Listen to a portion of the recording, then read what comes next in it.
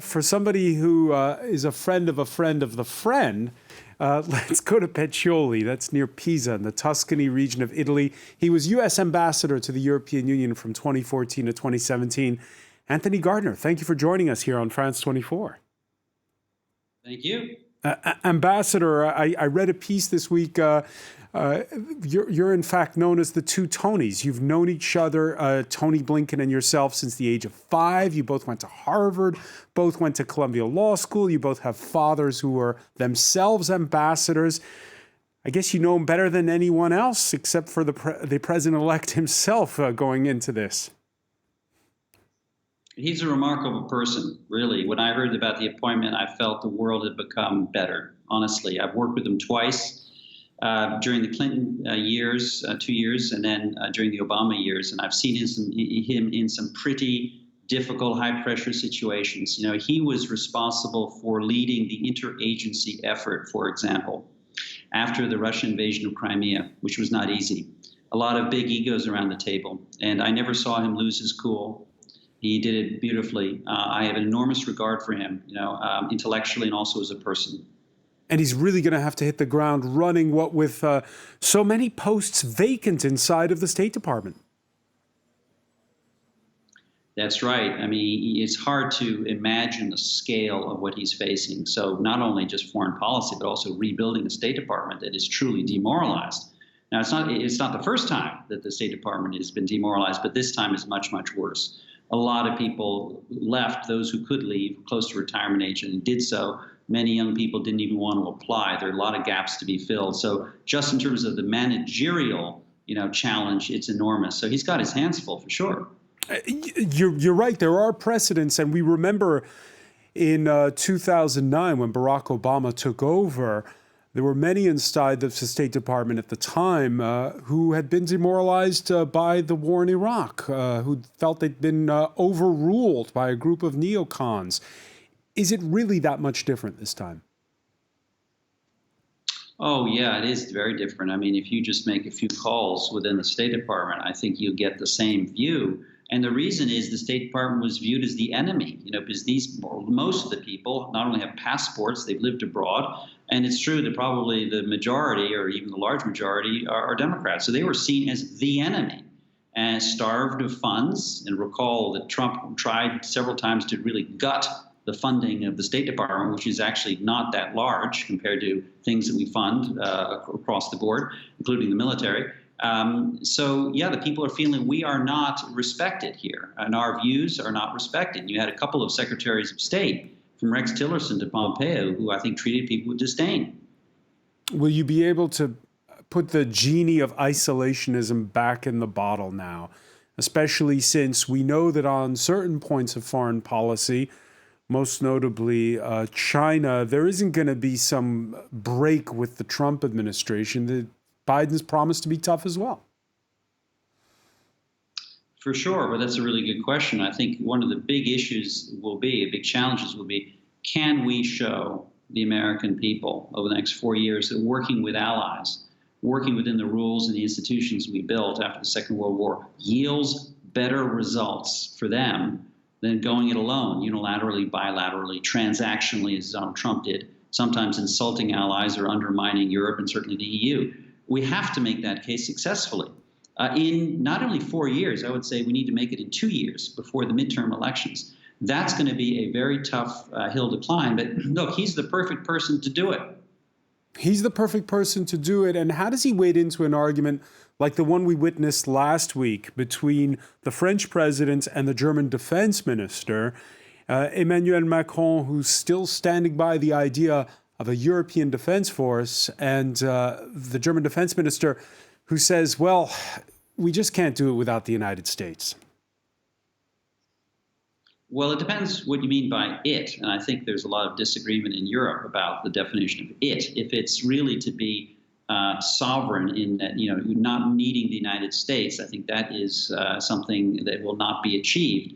If the it is to have greater control over your destiny as a European, be able to conduct some operations without the United States, I think that it is more achievable. In fact, I think it's something that we should support. the United States. Anything that leads Europe to do more, not just spend more, but do more efficiently, wisely, and be more self-sufficient in defense and security, something that we should support, as long as it doesn't undermine, or if it's not duplicative, of NATO. So there's this debate in Europe keeps on going. Keeps on going. You're sitting in Italy right now. As you view the coming months ahead, what would you say the priorities should be for the incoming Secretary of State when it comes to Europe? It's a long list, but you're right. It's good. We're going to have to be super focused on the doable, on the relatively uncontroversial, on the doable. Look, there are a few things that will happen, I think, pretty quickly in terms of announcements. And then, of course, the hard work will come later. But first is rejoining the Paris Accords for climate. And hence the announcement of John Kerry is so important, because no one knows that accord better than him. And then, unwinding some of the damage from the past, which is the unilateral sanctions which were imposed. It was an abuse, I think, of executive authority. Lifting the veto on appointments to the WTO, sitting down with our allies to reform WTO rules, because China is the issue.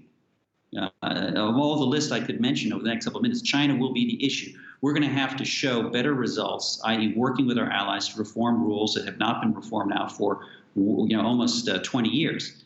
And also the Iran nuclear accord is another one which bears mentioning, and also say that NATO, reaffirm the importance of NATO and the Article 5 mutual defense guarantee. There's a long list, but I would start with those. But the next 2 years, there may not be an enormous amount of bandwidth given the enormity of the domestic challenges. We are a country now that is struggling, I think, in its democracy, in the sense that many foundations, pillars have been weakened.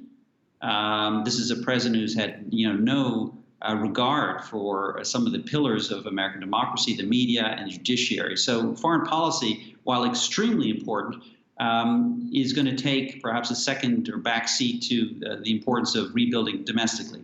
All right, let's take an example here in Europe. Under Donald Trump, the red carpet was rolled out for Poland's hard right leadership. How do you think Secretary of State Blinken will deal with Warsaw?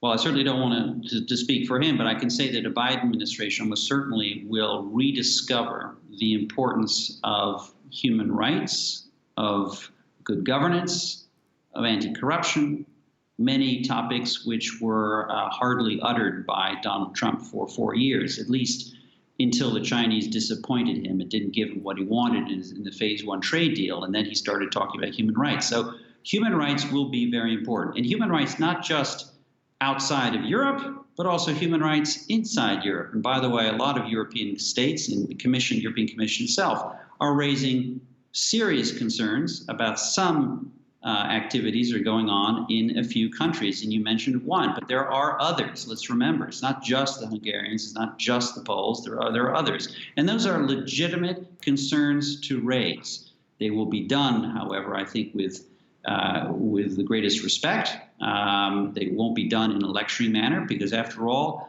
certainly after the past 4 years, the United States, I think, needs to learn humility, because we have not been the greatest model for democracies around the world during the past 4 years. And one final question about democracy in America. I'm looking at Donald Trump's Twitter feed as we speak. His latest tweet, he says the General Services Administration, which, gives out the money for the transition team to the incoming team, quote, does not determine who the next president of the United States will be. What will be the lasting impact of this raucous and transition that we're witnessing?